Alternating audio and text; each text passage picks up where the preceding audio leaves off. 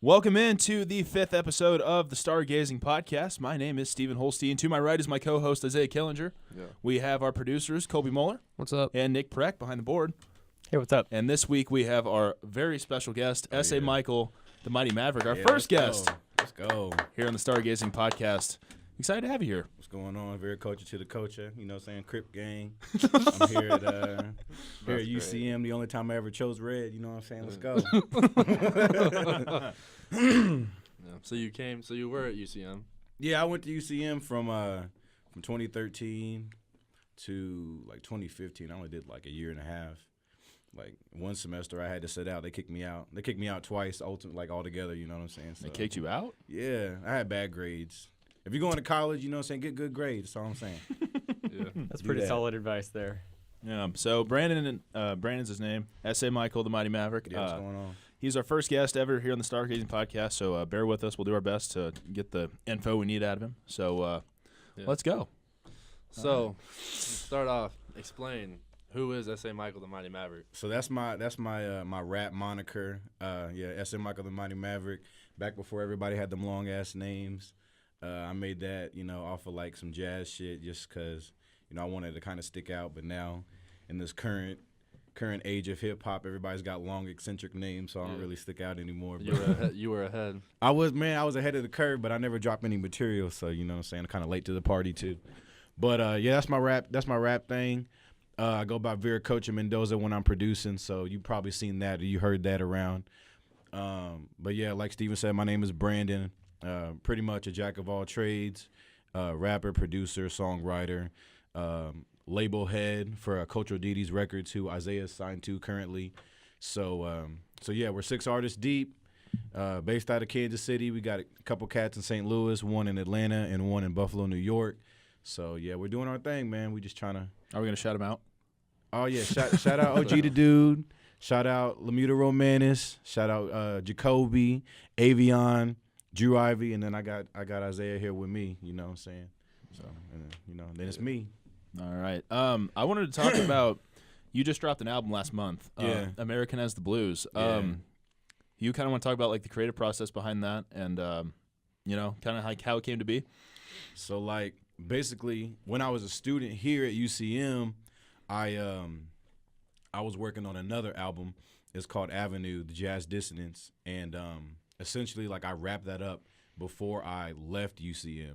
So at that point I was no longer a student here in Warrensburg, but I lived here and I was just sitting around like bored, and like being a producer and a rapper, I'm like, yo, I have to keep creating material. So essentially I sat down one day, and mind you, this is like before the last presidential election, so before like Trump came into office. So like I had already started feeling that sentiment kind of sitting in, like on some weird shit. Like it came like pretty early, and I felt it coming, and I was like, I feel like I have to address something that's gonna happen. And so basically I gave you like a political album. It took like 2 years to finish, but I started 2 years ago before he had taken office, like before he was even the sole like Republican candidate. Like it was way before that. Like, so yeah, essentially I had the creative juices flowing, and I just set out to make this album. I felt political at that point, but then like as time went on and I kept making records, it kept going down that same path. So essentially, we're here, and I was having like conversations with Isaiah about the title like a month before the album. Like at first it was called 816 Deposition, and then it went to And Lonely, which was kind of like a sentiment. Like it still went on the political side, but it was like I feel lonely in this landscape. You know what I'm saying? I feel lonely not only like as someone that is like naturally an American citizen, but as a black person with particular ideals and everything. I feel lonely at times, and then kind of looking for that community and not finding it, and learning about self-peace and things like that. So it went from Man Lonely, and then like I was saying, I was having conversations with Isaiah like a month before, and I was like I was working at this warehouse at the time, and there was this huge American flag. Like it was ginormous, man. Like it was huge. And like it was weird because when I was working at this job, I kept, like, the people that I worked with were predominantly white men. And, like, I had just got in there, and I had to bust my ass to try to make the money that they easily got. Like, it was kind of on a commission base.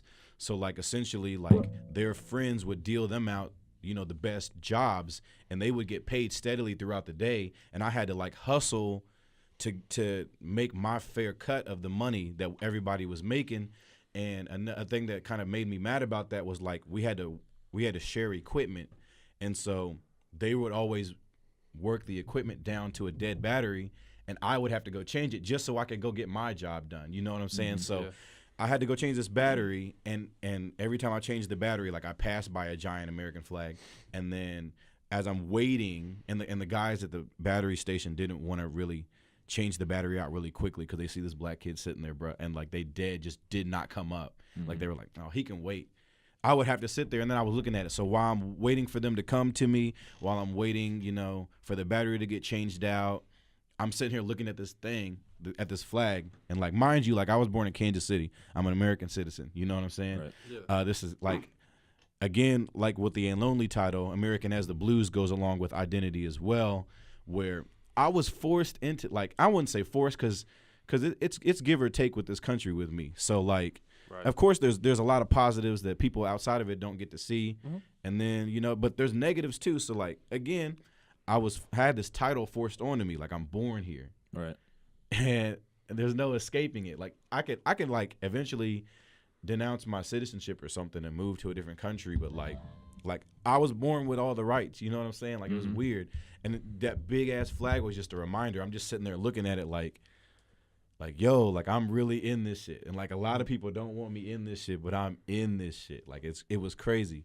Yeah. So, man, yeah. So, again, I was sitting there looking at it one day, and I was just, like, I kept having that kind of, that phrase American kept coming to me. So I texted Isaiah, and I was like, yo, like, I want to rename this project because I see this American flag, and, like, even though, like, it's not something somebody would quickly put on me, or that, you know, people here tend to forget that I have that same status as they do.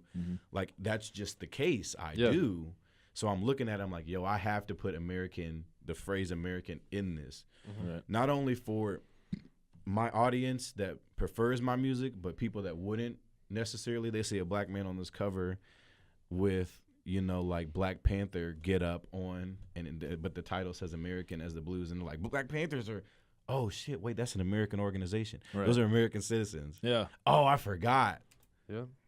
Like, are you kidding? Like, yeah, no, that's the case though. Like, so when I made it, like, that's the sentiment behind it. It was that it was a reminder to everybody else, and it was also a reminder to me that, like, to not be so pessimistic all the time, and to kind of embrace that identity, because, you know, that's the one I was given. So, Right. So, yeah, American as the Blues.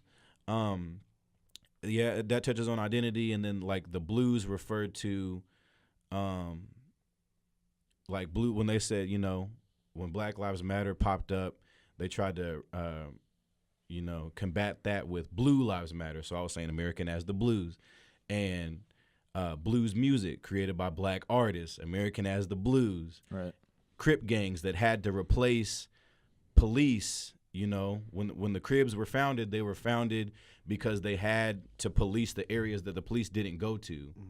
It was a gang fighting another gang. It was the LAPD versus the Cribs. You know what I'm saying? It was like that. The Blues, American as the Blues. So, and then blue, lastly, just like the mental state, like, you know, the macabreness of it, the sadness of the existence. So those type of blues, like a blue day that you have, you know. Yeah.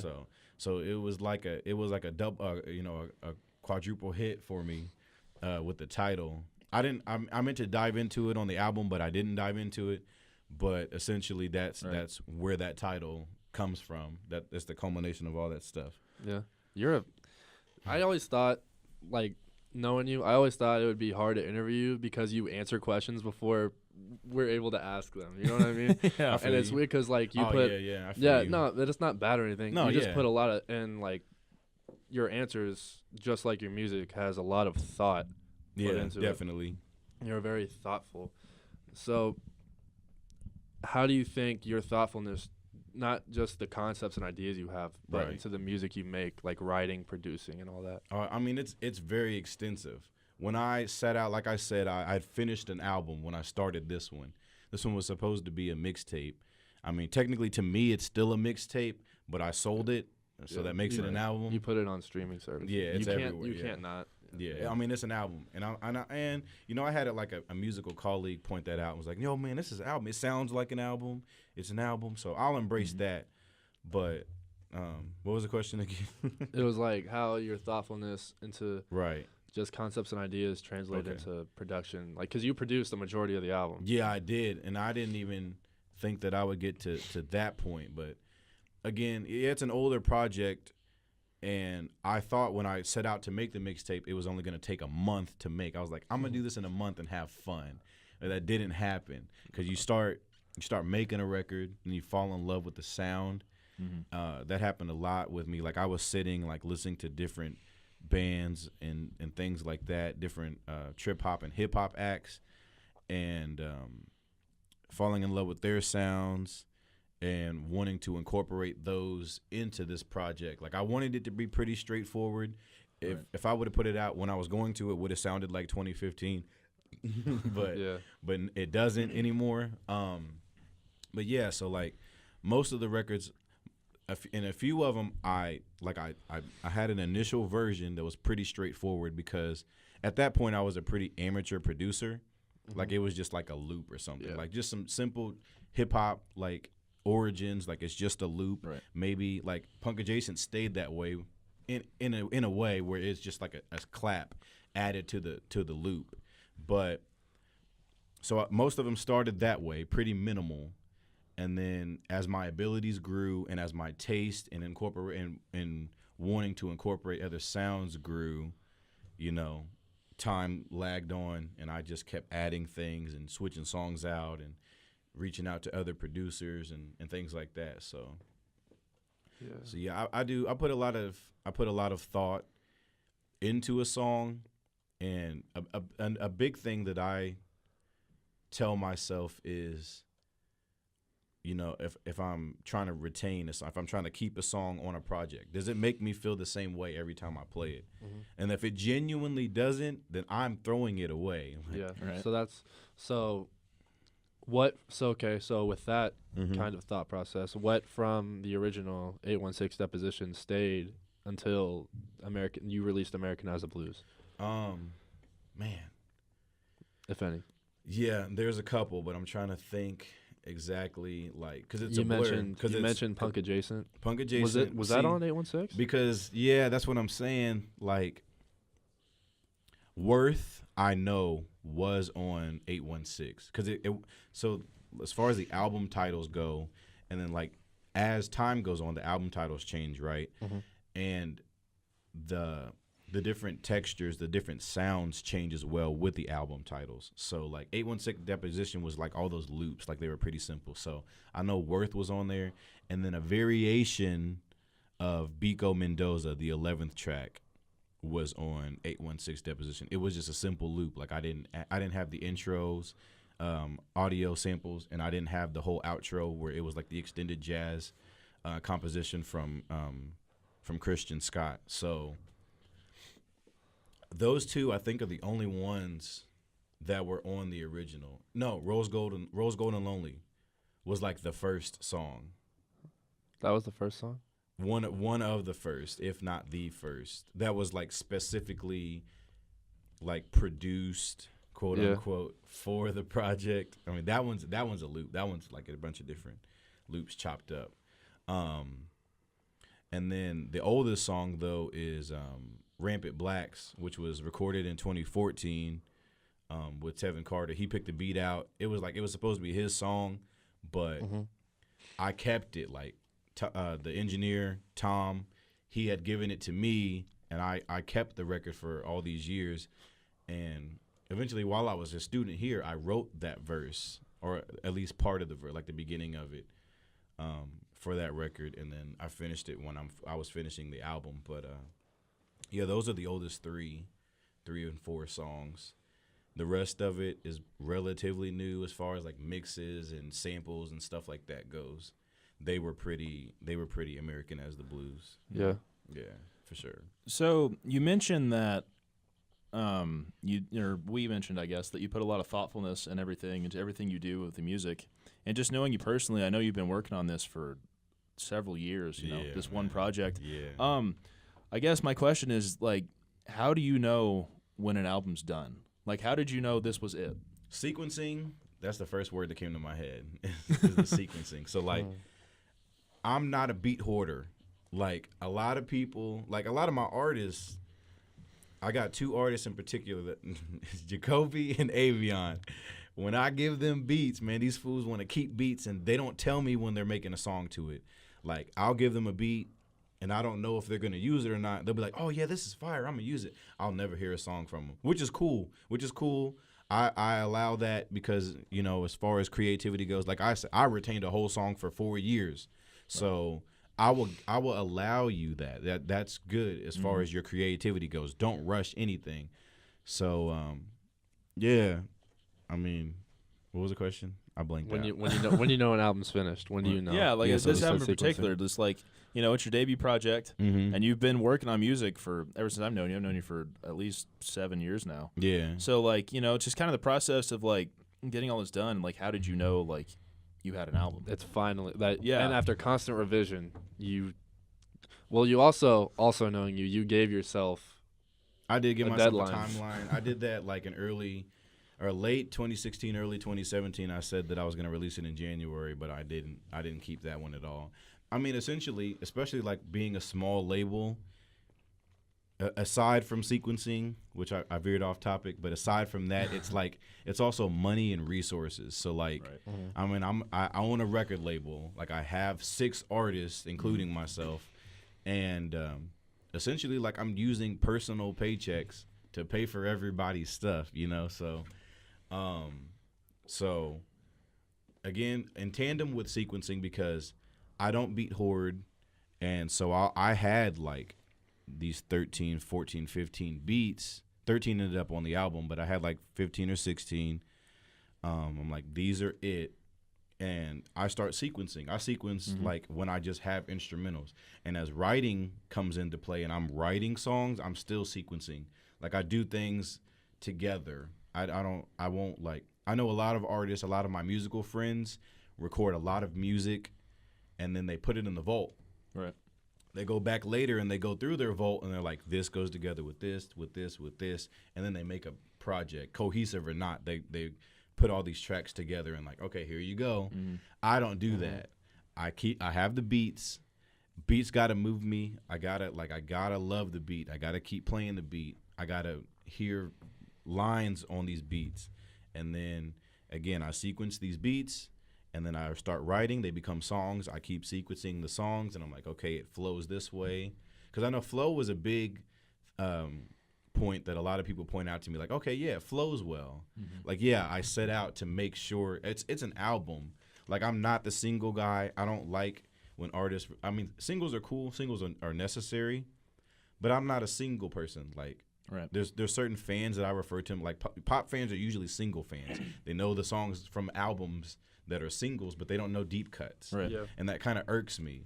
And I think indirectly I make a lot of deep cuts, songs that just sound better in context. Yeah.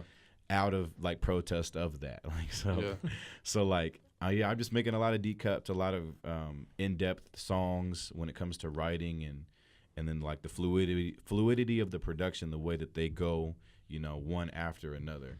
That being sorry.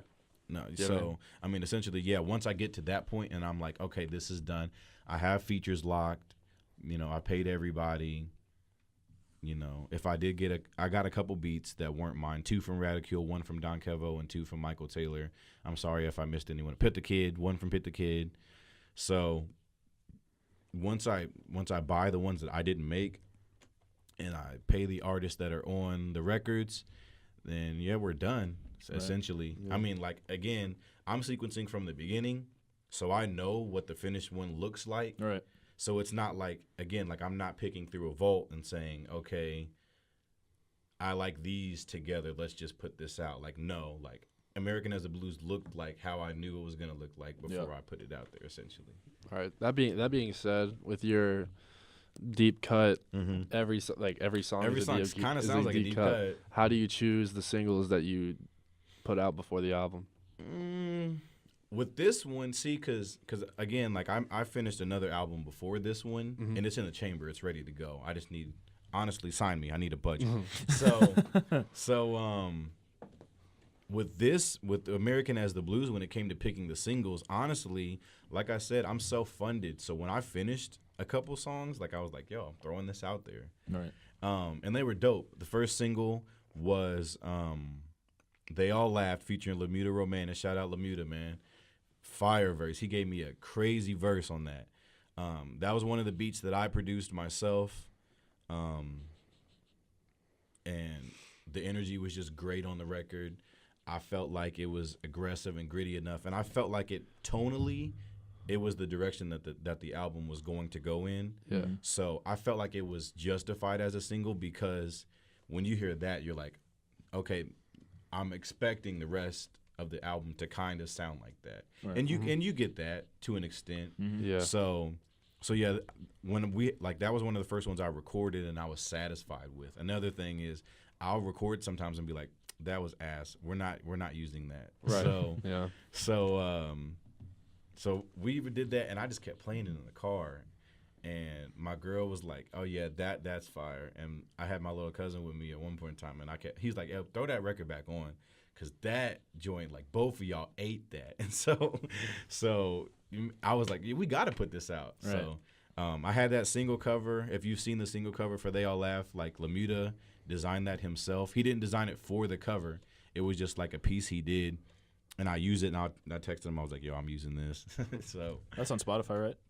Yeah, it's everywhere. Okay. It's a single everywhere right now, so you can listen to They All Laughed if you'd like. The album version of They All Laughed has a sample of the jazz standard They All Laughed, performed by Louis Armstrong.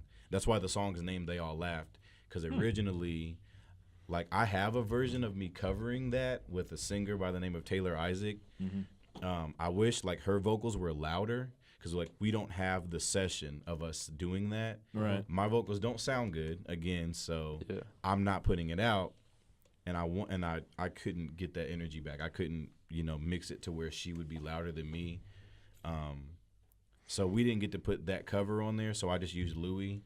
But the song's called They All Laughed because we were going to, like, that was in that position's place on the album.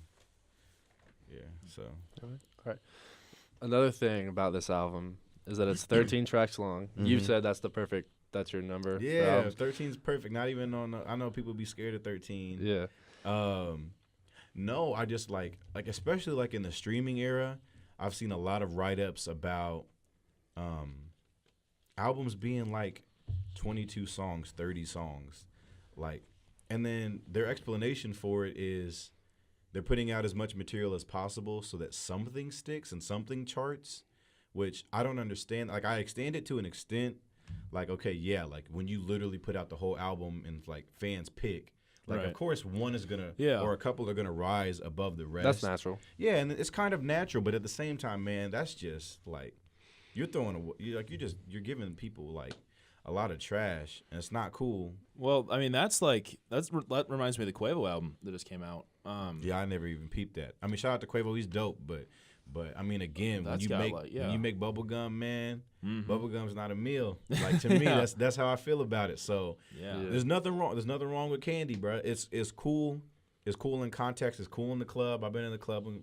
I hate Drake, but Drake come on in the club, man. Everybody's turning up, man. So that's the case. You can't escape it. So shout outs and respects to Quavo, but any other artist that does that, the 30 songs per album, why? You know. But it's like, I checked that Quavo album when it came out, and it's like, 20 tracks? I don't know. It's long. It's something like that. And I don't know, I clicked on every track once just to hear it, just for a second. But now, like, every time I get on Spotify, that's the first. It says music you've had in heavy rotation this month. But I've only listened to the thing one time. Wow. You played it, but it was 20 streams. Everything one time. So I think that a lot, like, that has to do with that stream cheat. You know what I'm saying? I mean, I ain't gonna call it cheating. It's but not it's cheating. just really strange. Yeah. Like, and to me, like, I grew up listening to albums, and like, I don't know if it was my taste or my parents' taste or what, but a lot of the records, and maybe I was just making it up in my head, but a lot of artists that we listen to and a lot of records that we listen to seemingly flowed in a way. Right. And Yeah, because you weren't buying. Because when that was happening, yeah, that was pre-streaming. Yeah, it was There was pre-streaming. a time when there was no Spotify. Yeah, no. So Yeah, so when you were doing that, you bought albums and you listened to the whole play album. the whole album, yeah, and there would be a couple songs you're gonna skip, and I mean that's something that I think about when I'm making my albums. Is this, can I skip this song? Right. If I say yes to that, bro, I'm not putting it on the album. Right. So yeah, like I grew up listening to albums that flowed well. They didn't have to be conceptual, but they were just a great body of work. Right. And that was a sentiment that always stuck close to me as a musician. And I was like, okay, especially like as a producer too. Like I'm just gonna go in, I'm gonna make a record, I'm gonna make an album, and it's gonna be cohesive because that's what I enjoy. And I'm not better for it, but if that's distinctive, if that makes me distinctive as an artist in 2018, 2019, then so be it.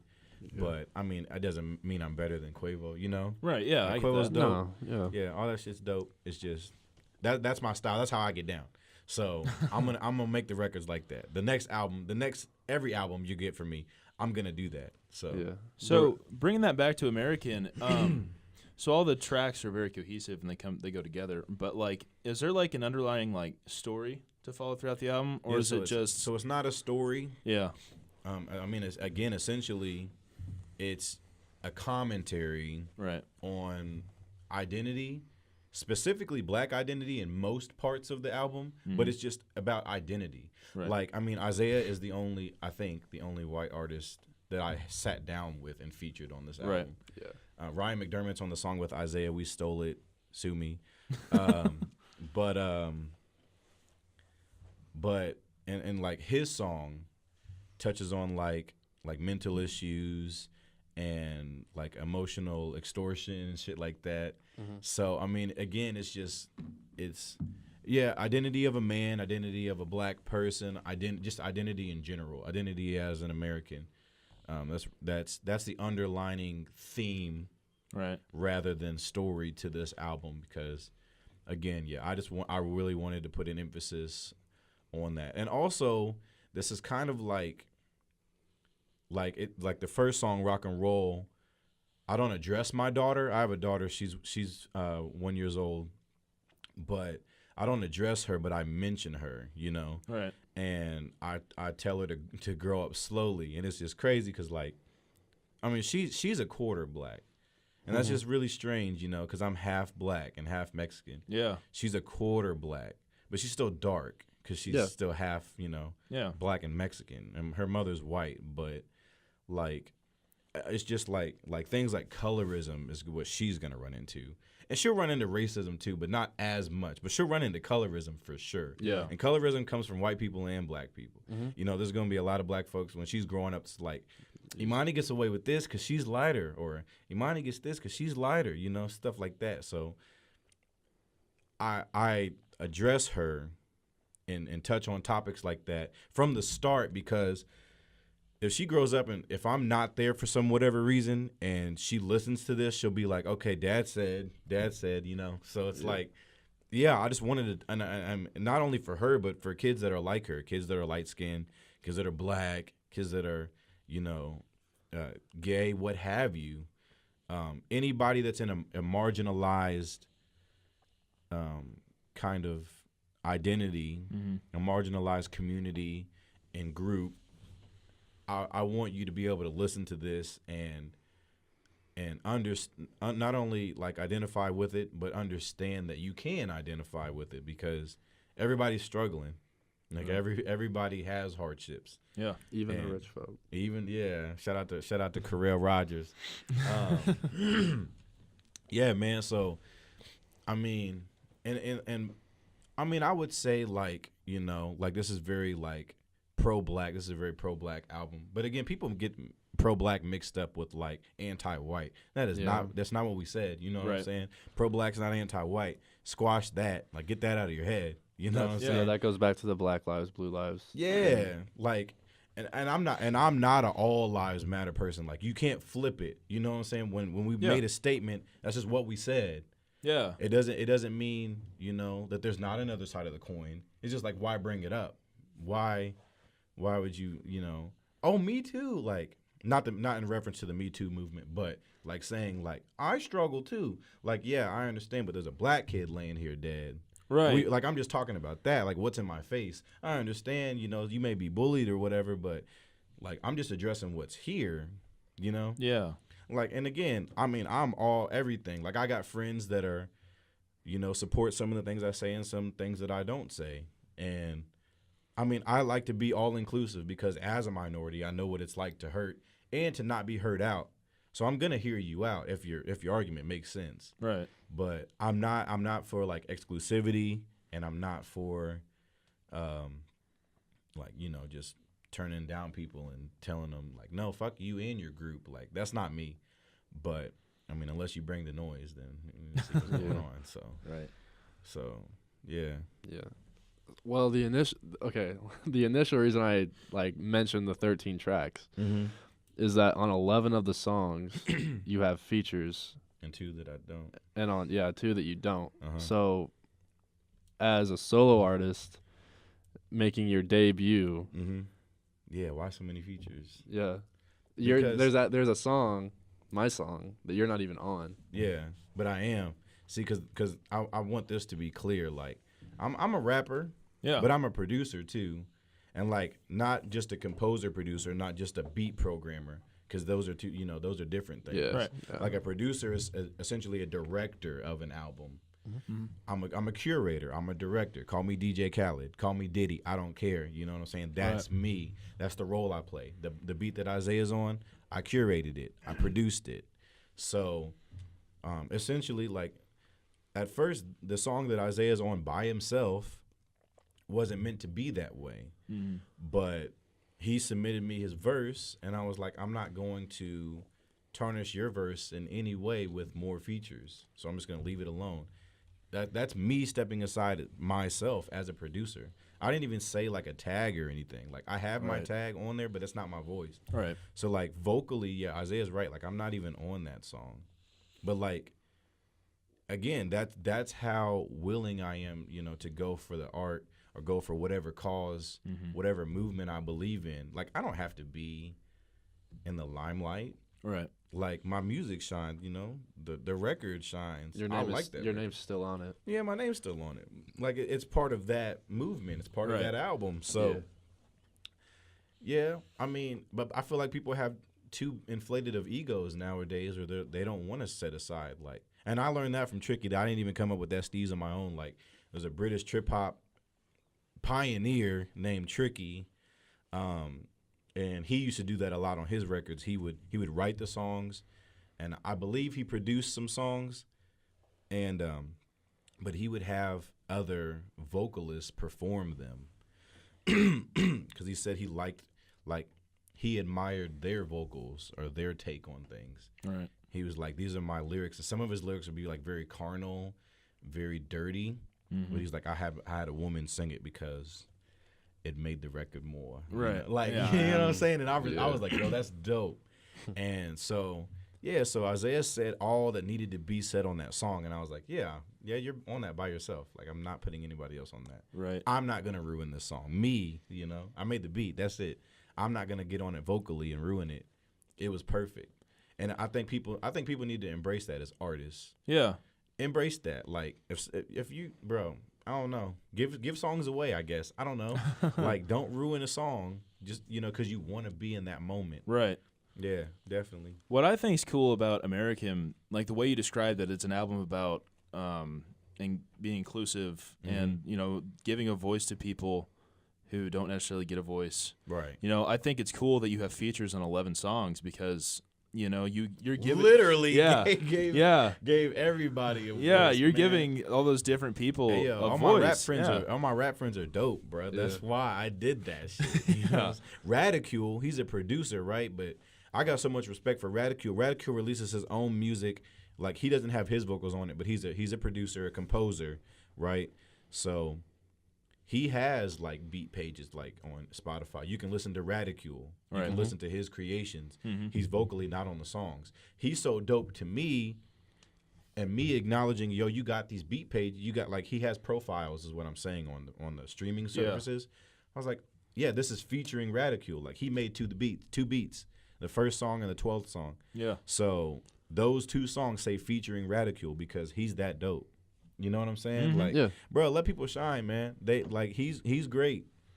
He is one of the reasons I'm out here making music. I'm not even gonna lie to you. Like, cool. My cousin put me on Kim Rebel's debut mixtape, and Radicule produced a couple joints on that, and they just had a little movement going, and I've been a fan ever since. So shout out Jared, man. Shout out Radicule, man. He's dope.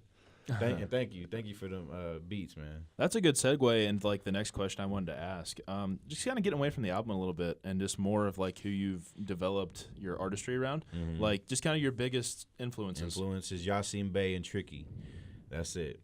I would say Kanye, but he's Kanye. But yeah, Yasin. I mean, respects to Kanye because he was a forefather to a lot of us. Yeah, musically. And I mean, writing too, and saying whatever. Shout out to Pink Polo. Yeah, hey, I ain't even playing this shit, but no, yeah, I mean, but I'm most def. Yasin Bey came before Kanye to me, and like the way that I write, the way that I rap, the type of beats that I rap over and sing over, and compositions that I like. All of that's influenced by Yasin. Yeah. Who's an American hip-hop artist. And then secondly, Tricky, who is a trip-hop pioneer. Right. You've probably, if you haven't heard of Tricky, you've probably heard of Massive Attack. He was one of the founding members of Massive Attack. Right. They had a creative falling out, and then he went solo. So essentially, those are the 2 guys that like sonically, melodically, and then like as far as writing goes, those are my 2 influences. I will say that. And then of course Kanye, he's the honorary mention for real because a lot of these beats, a lot of the structuring. I sampled one of his artists, like shout out Ryan McDermott, a former artist, but those are the 2. Otherwise, like I'm inspired by people that are around me. Like I think Isaiah's one of the illest writers to ever walk the earth, and that's no cap. Like I'm not saying that because he's sitting here. Like I really believe that. I'm around dope rappers. I talk to dope rappers. Yeah, I'm friends with dope rappers. So they inspire me, but they're not my influences. Like we may kind of influence each other. We work with each other and stuff. But the 2, Yasin and Tricky. And then everybody else it's no competition. They with me. You know what I'm saying? We all move together. Yeah. Right. For sure. Colby, you've been sitting here. Do you have anything? Do you have no? No. Nothing? How far are we in? I don't know. No, I mean, it's not because it's over. I just want to know because he's been quiet. And I don't know. I'm just trying to give him a chance to talk. No, I can't think of anything to say. I feel you. Can you explain the difference between hip-hop and trip-hop? Yeah, so like trip hop, as far as like the textures that I've explored, and I like using that term textures, but it's like it's I don't know, it's got that hip hop feel to it. Essentially, I feel like it was termed like trip hop because it's trippy. Yeah, like it's a lot of it's like electronic based, jazz based, which is probably one of the reasons why they call it trip hop because hip hop comes from jazz and. Early trip hop came from jazz, so it's kind of more like, and trip hop can be very experimental, but it's like an electronic tinged hip hop, like not electro hop. Like I don't know how to describe it. It's just very, and I feel like trip hop's pacing can be more ominous. It can be more like, no, you're just gonna ride to this. Like it doesn't need a drop. It doesn't need the drums to go crazy. Like on Punk Adjacent. Punk Adjacent was probably the most trip hop song that I have on the album. Essentially, it's like this really ominous alternative rock loop that I had. It was pretty minimal, and then I just put the snare on there, and that was enough for Isaiah to be like, "Oh yeah, I'm killing this." Like and he did. So yeah, stuff like that. I feel like I think Kids See Ghosts that Kanye and Cudi dropped, that was a trip hop album for sure. That was a trip hop album. A$AP Rocky was really close. That Testing album? It was close. Yeah. Like, okay, like, so if you listen to that album and you were like a fan of Rocky, you know the songs that sound like old Rocky. Okay, not those songs, the newer ones. Like the one that stuck out to me was that Kodak Black joint, the one where Kodak's on the phone. Yeah, that's a trip hop song, like for sure. He did something, because I remember being in the car with my girlfriend and I was like, yeah, they didn't need whatever he did. It was like maybe a snare or something. I was like, he didn't need that, but if they didn't have that in there, that was a trip hop song altogether. Like that was dope. So yeah, it's just kind of. I mean, trip hop is what it is, I guess. I mean, I feel like it's describable, but I don't want to do it. I don't know. It's just I feel you. It's kind of like that, like vibe. You know what I'm saying? Vibe music, more experimental textures, and messing around. So, and I mean, speaking of trip hop, I'm trying to bring it like a resurgence of it here to the States. So, American was testing the waters, and then like I've got an EP coming up with La Muta Romanis. I'm gonna go ahead and drop the title of the EP. The EP is called Apparatus. And breaking news here on the Stargazing podcast. News, you heard it here first. It's called Apparatus, and we're shooting for 7 songs. I was gonna kind of keep making them, and then because he said 7. And that's I the was Kanye influence. Yeah, but we made that honest to God. We like he said, let's go 7 songs before they did that. But I, you know what? I think he's right. Like as far as like an EP goes, and like I'm trying to be experimental on this joint. So like we're messing with those textures. We got a record produced by Isaiah, on that record. So it's the best song.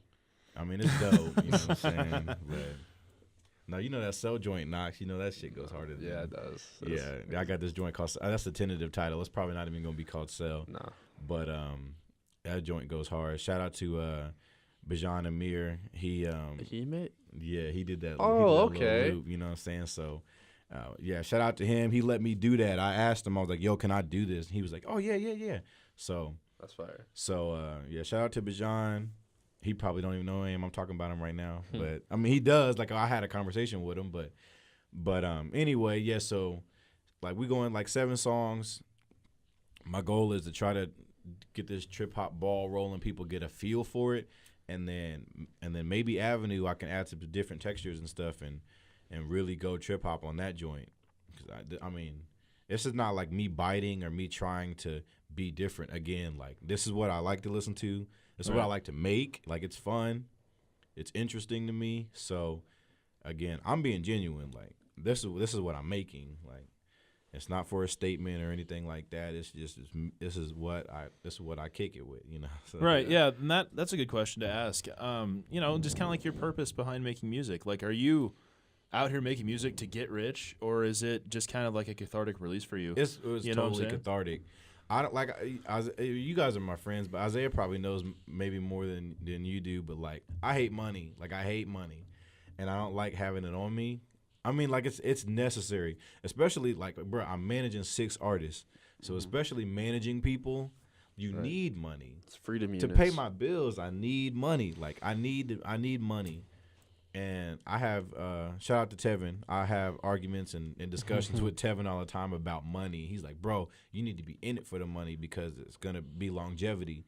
But, I mean, again, it's for catharsis. So, like, I just make music and I get these rocks off. Like I said, I said that on Affirmation of Faith, I get my rocks off in this music. So, I mean, that's really what it's for. Like, I'm just making it. Like, ever since I was young, I've been into music, and like I got to high school and college, and I was able to make it. Right? Like I was able to go in a real studio, in homemade studios, and get my hand on production equipment and microphones and make music. So it's always there. I'm gonna keep doing it. If this album never goes anywhere, if nobody ever finds out about American as the Blues, if I never make videos for it, if my next joint don't go anywhere, if this EP doesn't go anywhere, I'm still gonna produce. Sometimes I think about stop rapping, but I'm still gonna produce. I'm still gonna be, and I'm still gonna manage, cause hip hop's dope. Right. And I'm just in it for this music, for to be honest. And I don't have a purpose. I hate when artists are like, I have a message, and or fans are like, he has a message. Like, no, like shut up. Like, no, you don't, bruh. Cause they try to build like people like Logic and shit as like conscious rappers, and he's the next great voice. Like, no, forget that, bro. Like, no, he makes some strange shit, and there ain't no message behind it. Like, yeah, people get like personal messages and like what is said in music confused. Don't do that, because I hate that. Right. Like, I mean, okay, I'm gonna go there just because I'm talking. Go ahead. That's all right. But like me, Isaiah, and Steven always argue about Brockhampton, bro. I don't like Brock. I don't like their music. It's not appealing to me. Like, it's cool that Kevin's gay, or they had gay members, or whatever. But I've heard their music. I don't hear like a certain agenda being pushed or anything like that. It's just which fire. is cool. You don't have to push the agenda, but like, I'm trying to think if there's another artist. I just feel like artists say, or fans tie like different movements and beliefs to people's music when it's not addressed in the music. Well, like, I don't know if that's a fair criticism of Brockhampton. Yeah, I don't know. I don't listen to their music extensively. Like, you guys played me stuff. And Yeah. I'm like, yeah, I'm cool. I'm cool on that. I think it's really shock rock to me. But you just like going to their. I mean, they have song like Kevin. I think a lot of their music's just kind of about self-identity. Yeah, that's cool. Maybe not in the same way that yours is, but like. Right. I'm very direct. That's what it is. Like, yeah, and like Kevin raps about being gay and stuff, but just Right. like going to their show. Yeah. When we went to their concert a couple weeks ago, just seeing like the crowd that was there, It's pretty diverse. it was very diverse. Yeah. Which is cool. That's why I'm not trying to knock them. You know what I'm saying? Yeah. People make music for their fans, for themselves. Like, I can look at Kevin and a lot of the people in Brockhampton. I can look at, especially him though. I can see it in his face, and I know that he's making music he likes. Yeah. So I know that. Like, that's cool. As long as you're doing that, that's cool. I don't know. I'm just not a fan of their music. That's fine. I mean, like, I'm a big fan of Mickey Blanco. Mickey Blanco says a lot of, he's, or excuse me, she is a transgender MC. So I love Mickey Blanco to death. We follow each other on Twitter. Shout out Mickey, you know what I'm saying? So it's not like what you touch on. I'm not homophobic or transphobic or anything. Like, I rock with y'all. Right. Yeah. But I don't like their music. I don't know. But people like what they like, and they don't what they don't. But it's just the shock rock thing. I feel like I'm an old man. Like, I'm just hateful. Like, when I don't like something, I'll be like, hey, I don't like it.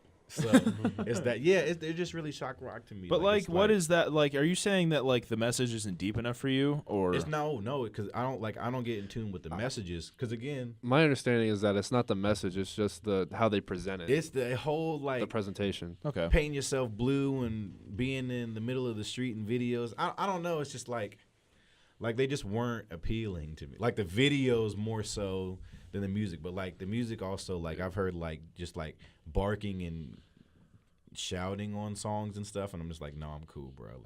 Like, I'm cool. Like, you gotta also remember, again, because I'm an old man. That's one, but two, I'm a big like bars person, right? And like, shout out Amir Van. I know he was in that shit when Isaiah showed me his. Like, I was like, yo, this is the best rapper in the group. Right. Like, he was spitting and he was saying stuff but again, that kind of like pertained to me. Like, he was talking about black identity. Yeah. And that's that's their thing. That's how they get people like you. Also, another, because that's okay. See, I'm a big anti-pop person. Yeah. So like, they are like, I don't care what they say, bro. They make hip hop. Like, they're rappers. Like, they're rappers. Like, Kevin sings, but they're rappers. The rappers rapping. Right. So, but what I'm saying, I don't know. Like, I don't like the idea of like K-pop too, because that's like Brockhampton times 300 billion. That's true. It's like let's put all these different styles together, and then it appeals to everybody because it's a piece of everybody. Right. Like, I'm all for diversity and I'm all for everybody coming together, But if it does not sound good, it doesn't sound good. Like I made American as the Blues. I could have had like a screamo joint, like somebody doing dead screamo. Yeah. On a couple of these songs. Then you have a rock song. I mean, I have a rock song, but I wasn't like what? Every day's a holiday. Like I didn't do that because that's not the steez. Like that's not cool. That's what I'm saying is like I feel like it's a culmination of too much things that don't go together. I don't know, but again, I'm an old man. Yeah, I know that. I just don't like I like things blending, but if they don't work, don't try to force it. It just kind of seems kind of forced to me. I mean, genius marketing, genius, like they had a big rise because that's what it was. Meteoric. But like that's what I'm saying. Like if you order a cheeseburger with cheese on it and it comes out, you can't be like, damn, they really didn't give me tacos, man. I'm so happy. Like no, that's what you that's what they gave you. Like, so that's what Brockhampton is to me. Like, it's an order. Taco? It's an order for everybody that you like. It's just like I don't know how to, No, I know what you're feeling, and that's that's their thing. They want to be. It's like you're talking about inclusiveness in your music, and they're representing inclusiveness just as their identity. Yeah, I guess. I can see that. We got flustered. I'm not flustered. It's just like. I don't like. I mean, because music and sports, especially for like black people, is our ticket out. You know, right? Even like, and Kevin's like he's not like a thug or anything like that, but like there's middle class people, there's working class people that want to have a better life. Yeah, and I understand because being he's a gay man. And I don't know if you watched that. I watched some interview. He linked up with like Amir like a month ago for this interview. Dead ass. And then he told. A month ago? Yes. You don't have to show me. I thought you caught it. But anyway, no, like it was dead like a month ago. And I watched it. Because, I mean, again, like I'm a hater on music. I'm not a hater personally. Like I said, I can look in Kevin's face and tell he's serious. Yeah. And so I watched this interview. To see a fellow musician, his thoughts or whatever. He revealed his family is devoutly Mormon. Oh yeah. And I know what you're talking about. And Amir's like, no, what? that was a long time. No, that was on. The date was like a month ago. Okay, I know what you're talking about. They had a show on Noisy or something, or Viceland or something. Okay. They had a show on Viceland. They get canceled or something because of the breakup and shit. Yeah, it came out last year. Oh, okay. So they're just releasing the episodes, little snippets on YouTube. Oh, okay. I know what you're talking about. Yeah, when you were talking, they said he was Mormon. Yeah, that was a month ago. Yeah, I mean, like, so I feel like, again, they put this melting pot of stuff together because it's a one-way ticket out, Right. And it's, again, I don't really believe in cheating. You get it how you live, bro. Like, he knew if he did that, everybody was going to eat it up and he was going to blow up. And that's cool. And I respect the hustle to get out. I'm more of a laissez-faire person. I'm more of like, no, this is who I am. This is what I rock with. Like, it's not like he kind of sold. I mean, essentially, in the grand scheme of things, I kind of feel like it's a sellout for the hip-hop culture as a whole. But, I mean, hip-hop is supposed to be all-inclusive, so it's not like a contradictory. It's just like, I don't know. I just didn't like the way it went down, because I get you. Because like Suburban, like his fans, yeah, because like his fans and some other people, some other newer hip hop fans, they think that that's it.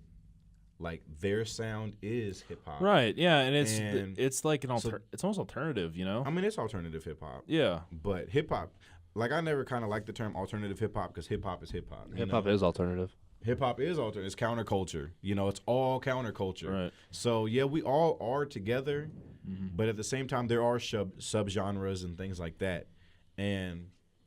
But I mean, like I was saying, there's whole generations that think like my brother grew up with me. He's only like 5 years younger than me, but he thinks Tentacion was a god, and it's crazy. Like, okay, he made dope music, but like he just repackaged grunge and was like, here you go. You know what I'm saying? Like, yeah, pretty much. And there's nothing wrong with that because he got his rocks off. The music is great. Yeah. But like it's just I'm more discontent with like the fans or supposed fans in this shit than I am with the artists. Like, again, I'm an artist too.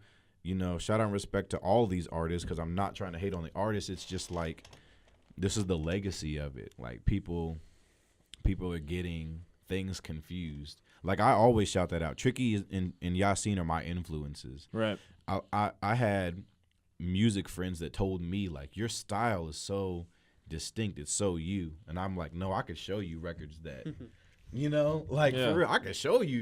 If you want to know who the OGs are, I'll show you. Nowadays, nothing is ever really birthed by anybody, which is cool. As long, I mean, if you can repack it and make it fresh, and repackage, yeah, I mean that's different. cool. But like, bro, give shout out, give respects, man, because I don't know. I don't want to like everybody's coming up like, yeah, I'm the godfather of this. I did this. I birthed all y'all. Like, no, you didn't.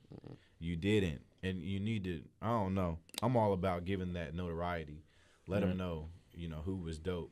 Let them know, because when I started rapping, I was bumping Ken Rebel heavy, Carell heavy.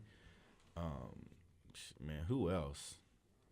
I don't know. I mean, that's just local. You know what I'm saying? That's just artists that weren't Kanye and J. Cole and Big Sean. Like they weren't on that level, but they were still They were gods to me, and I was like, yeah, these guys are dope. But I mean, yeah, essentially, I just want. If you're gonna be, because like again, like I feel like Brockhampton brings people to hip hop, which is cool. But like, so if you're gonna be in this community though, if you're gonna be around, like you gotta know, you gotta talk right. Like you gotta know what you're talking about, right? And that's just it. Like it's dope that they're bringing new fans, but at the same time, these kids are talking about hip hop like they know. You know, I remember when I was in lunch and I was a senior in high school, and this junior, I was talking to him, and I told him. I didn't like, let's just say, for example, it was like Tyler, the Creator. Like, I fuck with Tyler, but I was like, he's not like my favorite, you know? Yeah. And he's like, oh, you think like Lil B's hard then? It's like yeah, you what? It's like, yo, it's like, so like, those are your two guys? Like, those are, like, if I don't fuck with Tyler, like, it's Lil B, like, I automatically, like, yeah, bro. Like, I didn't get it, like, but I mean, that's what I'm saying. Like, there's people like that. That, I mean, like I make rock jokes to Steven all the time. Yeah. I don't know a lot of bands, and it's ironic because I'm being funny, but I'm not having. I will not sit and have a legitimate discussion with Steven about the history of hair metal and grunge and punk and like I can't because I'm not well versed in it. Right. But what I'm saying, I feel like a lot of kids and people nowadays are trying to have real arguments. Yeah. And don't know nothing. They don't know anything. They don't know nothing. I guess that all ties back into like how you say you're very against pop music. I am. You know, because it's like as hip hop becomes or already has become pop. I mean, it's pop. It's the most popular genre. It's pop music at this point. So like, you know, it's like people or artists like you that really make niche hip hop. Because I make trip hop. See, like what the hip hop. Because trap is hip hop, right? Yeah, trap is what's popular right now, right? Yeah. So trap is pop. I feel you. And like, and Isaiah can attest to this because Isaiah's a hip hop fan. The trap that's out now, like Migos and them, who are dope, but Migos and everybody biting that new Atlanta sound, all that 21 and Young Thug, all these young goats. But this genre of trap that we're listening to now is not trap. Like what T.I. and Gucci Mane were doing. That's trap. That was trap. Young Jeezy. Yeah. Yeah. Like that shit. That's and trap. then, all that was where trap originated. But see, people don't even know that. And they want to have an argument about trap music. It's become white. I wouldn't even say that. You know what I'm saying? I would. But it's more palatable to white people now. Yeah. No, I think it's just appeal. They're trying to find the lowest common denominator. It's still dope. No, it's still dope. They're not pandering. No. So like, yeah, so I mean it's still good music and like hip hop literally is the most popular genre in the world right now. Right. Like it just surpassed rock/pop music. Yeah. This year or last year. Yeah, I remember that. But but just for you, like the impression I get from hearing like the kind of music you make and the influences you have and what we've talked about, streaming is all that is like hip hop to you is like sacred. It's very sacred, and it's like in your view, like you want to make hip hop music that like is respectful to like the roots. You know what I'm saying? Yeah, in respectful a way. to like what you consider like legitimate hip. You know what I'm saying? Does that make sense? Because again, like back to like being legitimate. Like I don't feel like there is an illegitimate hip hop. Yeah. Brockhampton is hip hop. Right. But then continue. But it's just like, you're trying to make stuff that's gonna like last and that's like, authentic to the brand. Does that make sense? And that's that's on a personal level. Right. That's not like I'm better than Brockhampton, I'm better than the Migos, I'm better than whoever. Mine's going to last. Like, no, I'm staying true to myself, true to what I like. Mm-hmm. And so to my fans, and then maybe like, and again, another thing that would elongate the longevity would be as if everybody went in my direction. If everybody started doing what I did, right? That would be a different type of longevity. But I mean, that would be even. But it would be so. a longevity of like what hip hop traditionally is, I suppose. Kind of, but or again, like I'm trying to make trip hop. Right, but like more of the bars and like things. You say I'm getting off, bro. I'm rapping. Yeah. Like I remember Tim. He like. Tim Elliott? Yeah, shout out Tim Elliott, Lancaster, California. Shout out, Lifestyle did it. But Tim, me and him were talking. He was like, yo, bro, you was rapping on this. Like, it was kind of like a shock to him. I don't know, like, the way he said it. Mm-hmm. But I was like, yeah, like, I was rapping on it. Bro, I'm rapping, bro. Like, I rap. And that's another thing, because just in the climate of hip-hop and trap, and pop right now, right? You have that lazy, nasally, like, flow that's kind of like I credit that to Drake. Mm-hmm. I credit the lazier flow to Drake because Migos and them, that's just not really lazy. Right. Like the writing may be lazy, but performance-wise, it's not lazy. Right. But regardless, again, you have a whole generation that thinks that's what it is. Mm-hmm. So I imagine like a little kid hearing my music and being like, he's saying so much, like, right, and not even like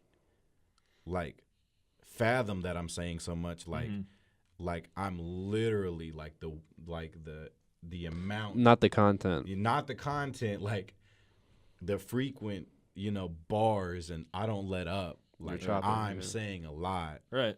Like it's like somebody that rambles. I mean, I ramble when I talk, but I ramble on these records too, like. I try to get the thought across. I try to get, and I mean, that was the thing that I was glad to hear back.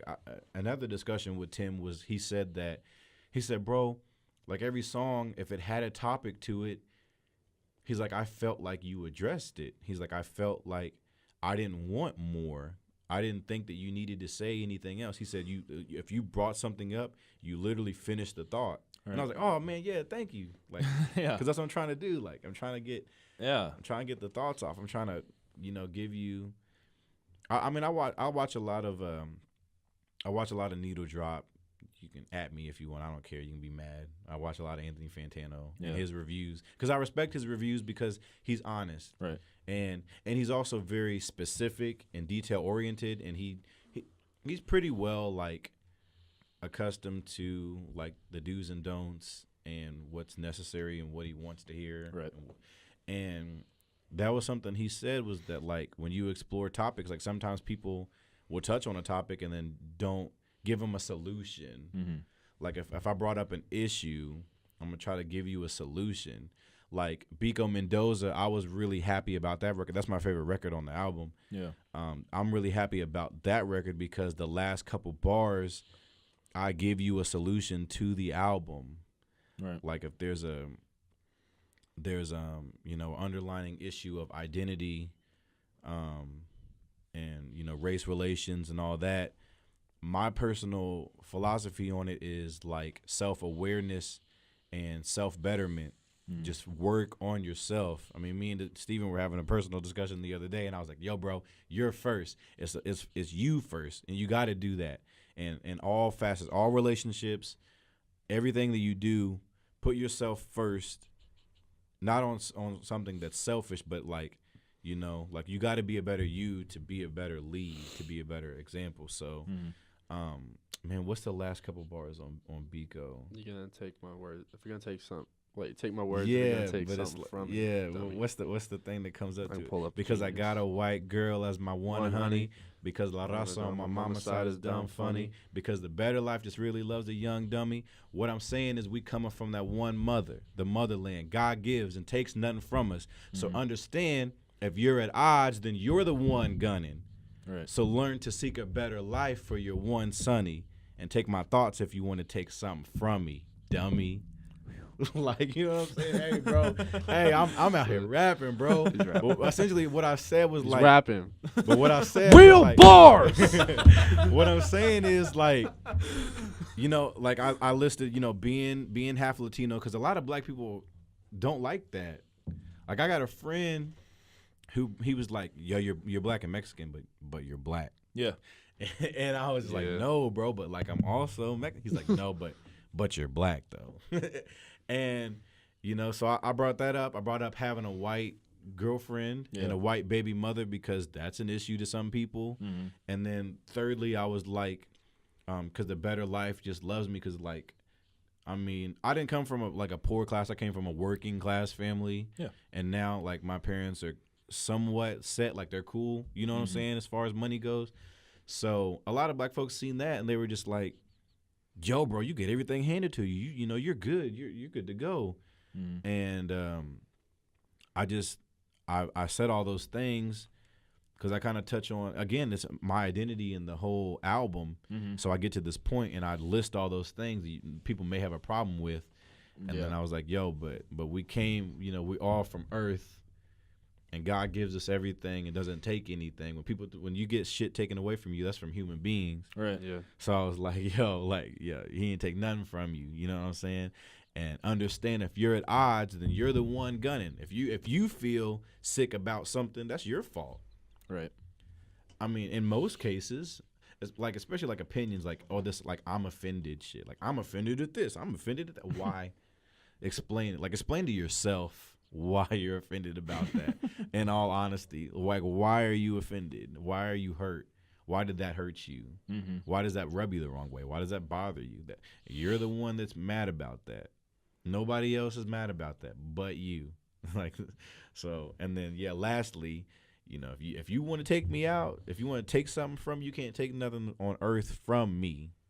Take my thoughts. You can't take, bro. Take my car. Steal my car. I don't care. I'll get a ride back to Kansas City tonight.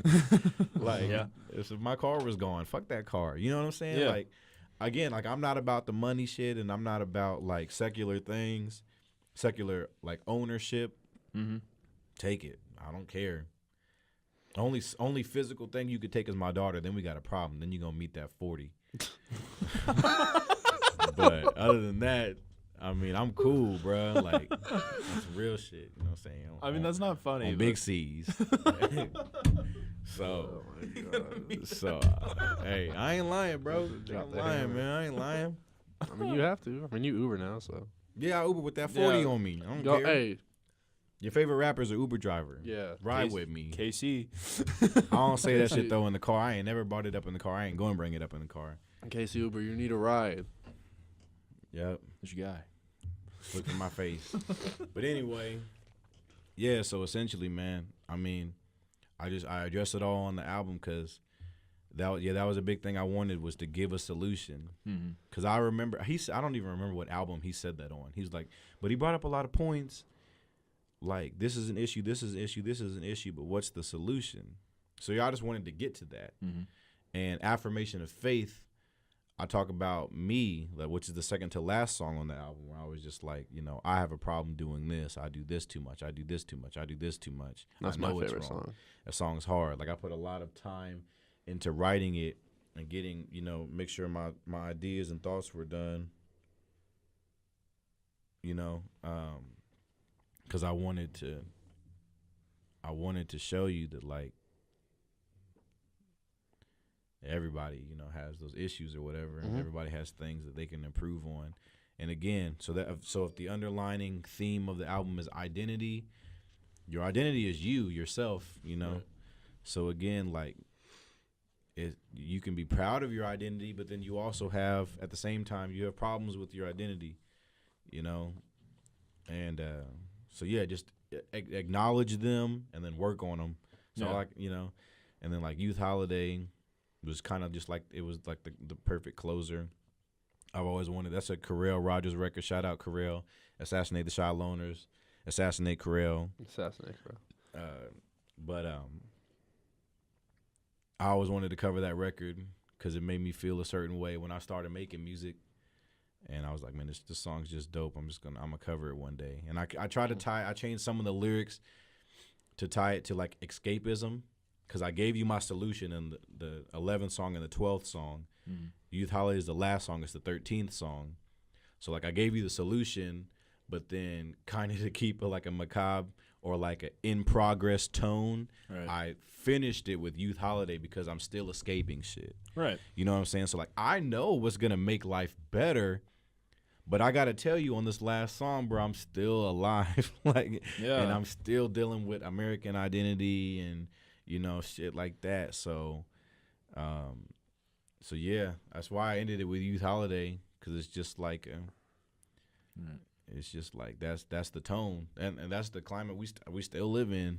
Right. Like just a couple of days ago, they were threatening to just erase the term transsexual because they just want to legally, like, we're not covering this. Like, you can't be transsexual, and you know, if we say you don't exist, you can't identify as it, and then you know, you can't get the care you need and things like that. So, you know, it's wild shit, man. That's all legality though. Yeah. Like we've been at lower points, and I'm not brushing that off because we're gonna get out of this and we're gonna make it positive again for sure.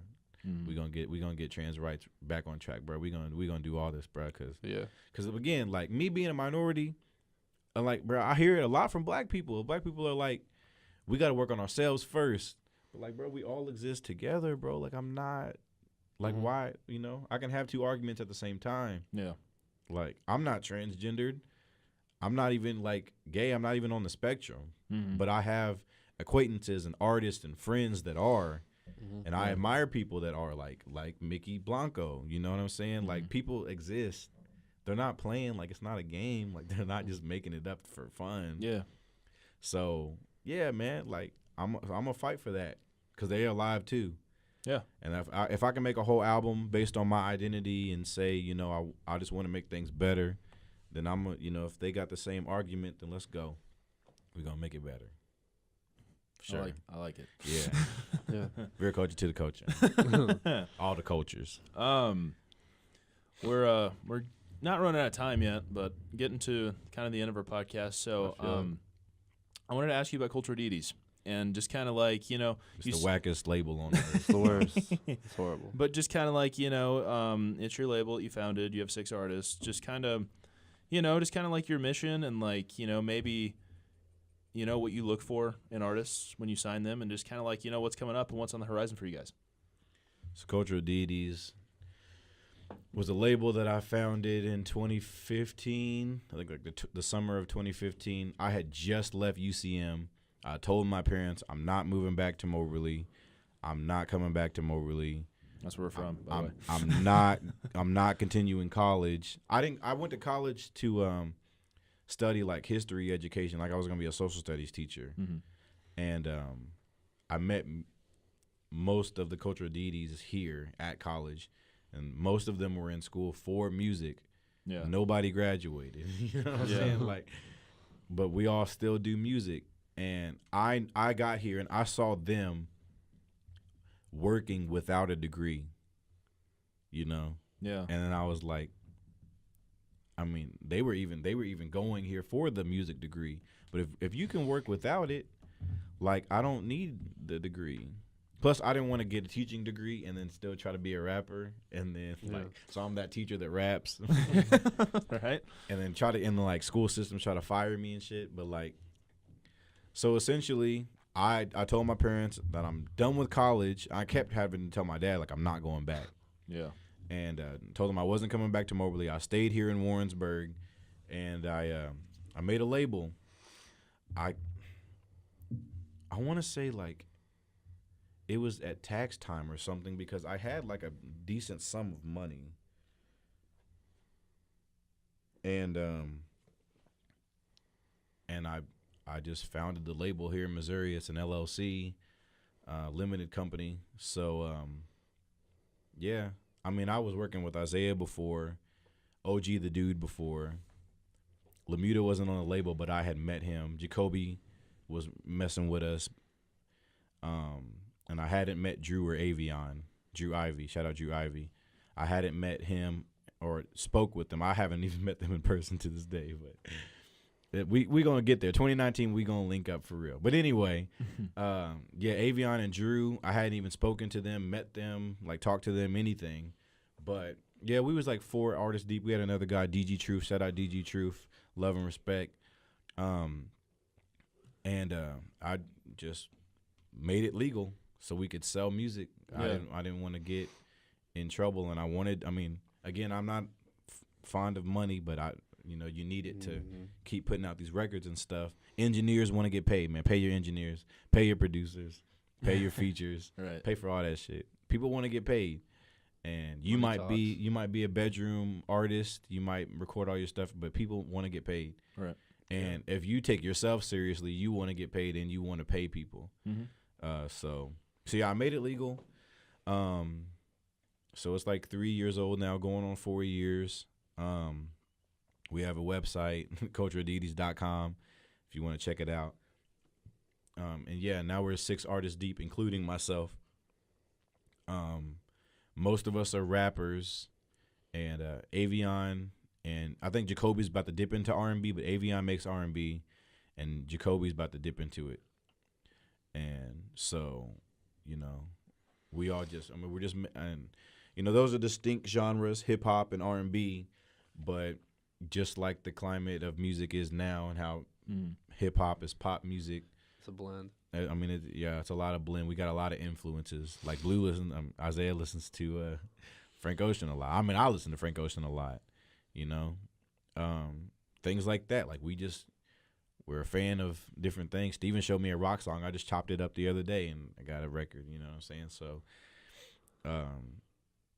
yeah, we're just messing with textures, messing with stuff. But I think a big thing that we all look at, even Avion as a singer, is we all are on these lyrics. Yeah, we are all on the lyrics. I ain't trying to piss nobody off.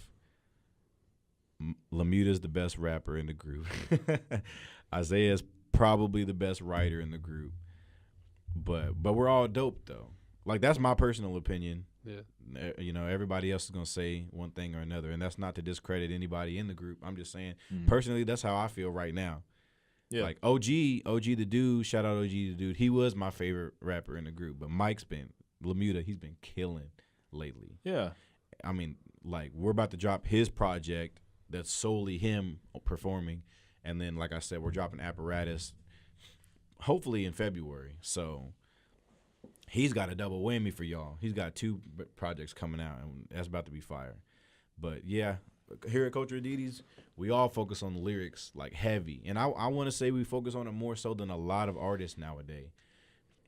I'm big on phrasing. I'm big on the way you put things, the way you paint scenes sonically. I really am. Like, I don't think we have a generic artist, to be honest. I don't think we have somebody that's just keeping up with the current. I think all of our guys are just dope at what they do and what they like. So, yeah, Culture Adidas, check us out. Man, hit us for a feature. In all honesty. And most of us produce. The only 2 that don't produce are Avion and Drew. So, man, hit us up for these beats. Hit us up for collabs, whatever. Ain't no crazy prices. It ain't nothing like that. We're really out here just making good music, and we really want to.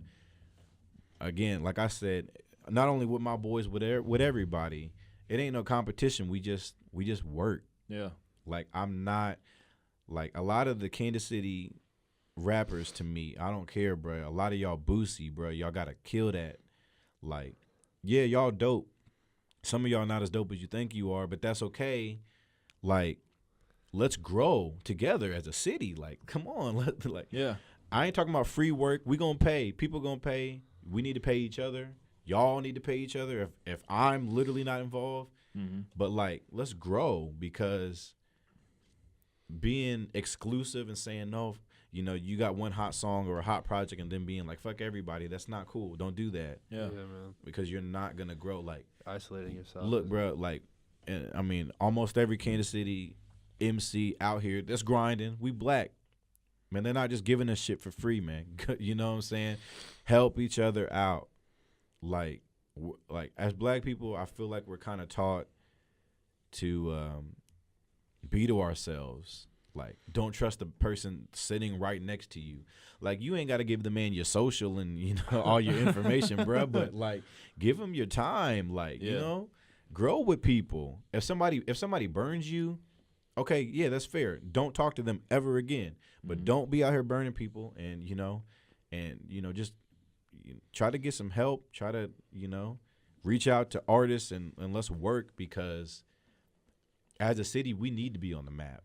We need, because, bruh, you don't know how many Kansas City artists I play. Shout out No Scope.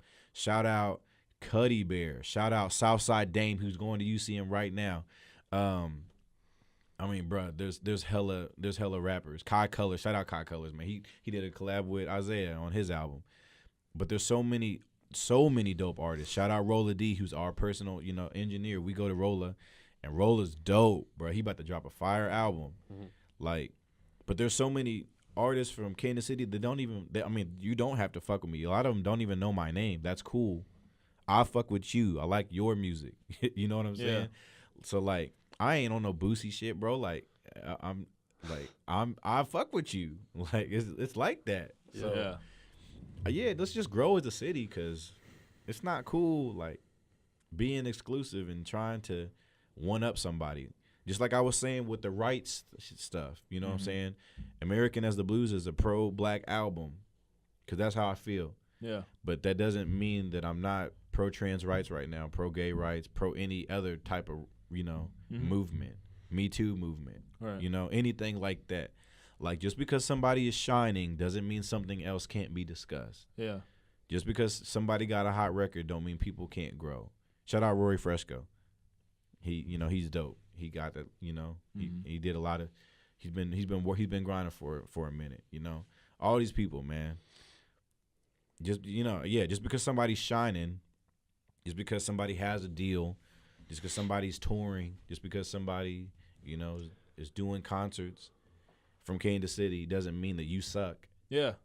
And I hate that. I feel like black people think that a lot. Oh, he think he better than me because he got no, bro. Nobody said that. Like, nobody said that. You feel like that. Don't feel like that. On some real shit, bro. Don't feel like that. Like, I mean, a lot of them are young. A lot of them's like 19, 20 years old. Yeah. Like, I'm 24. I'm not like old, but like, I guess I'm old enough to say this to you, bro. Like, don't feel like people don't have your back anymore. Right. Like, I put out an album, right? I put out an album like 2 months ago. Yeah. American as the Blues. And I don't hear a lot of feedback directly, but I'll run into somebody and they'll be like, yo, bruh, that shit was hard. And give me details. They're not just gassing me. They're not just like, okay, yeah, I know he dropped the album. Let me say it was good. Like, no. They're like, yo, bro, on this, you said that and then that and then that. So, like, just because somebody didn't reach out to you on a personal level or really quickly, or, doesn't mean they weren't paying attention, bro. People are paying attention. I'm paying attention to y'all. Y'all don't even know who I am. So let's just grow. Get out of that little kid mind state. Let's grow as artists, as men too, but as artists for sure. Get your money, bro.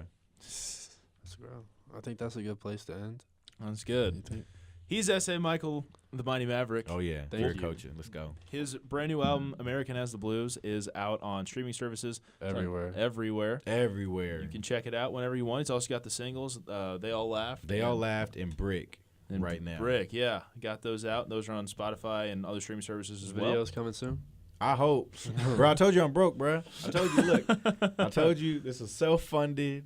you know. But it's cool because we're gonna keep grinding, and we're gonna get the videos out. I think, to be honest, I'm gonna because Lamuta's album is next, and then like our EP's next. So Lamuta's videos are probably coming before mine, which means mine will probably never come. But I'm cool with that. We're growing as a team. Let's grow. He's the glue. He's a rapper, producer, entrepreneur, leader. Let's go. Where can everybody find you online? So Twitter is at SA Michael. SA is ESE, and then Michael's Michael. Instagram is at SA period, like the dot, and then Michael. Because Instagram's lame, they wouldn't just let me have SA Michael. And then I'm not on Facebook like at all, but Cultural Deities is on Facebook. So I think it's just facebook.com/Cultural Deities or Cultural Deities Records, one of the two. And Cultural Deities on everything else. Yeah. And Cultural Deities is on Instagram and Twitter. I always forget. Shout out the label. Shout out the label that I own that I bought. Yeah. And then culturaldeities.com. All right. And bro, hit us up. Production, writing. We'll ghostwrite for you on some Drake shit. I'll do anything. And please. let's go. Yeah, we'll put links in the bio for all that for you guys. Again, I'm Stephen Holstein, Isaiah Killinger to my right, our producers, the wonderful Colby Muller and Nick Precht. Thank you guys for listening. We'll be back soon. Thank you. Oh Fire. That was cool. Yeah, but like the theme's coherent, No. at all. No. Yeah, so just like, what is this? No, it's like a melting pot, and it just works. It works for me. It was just tight to hear them all, to like hear the three voices that you usually hear. Well, Chester Bennington and Mike Shinoda, and then Jay-Z all come together for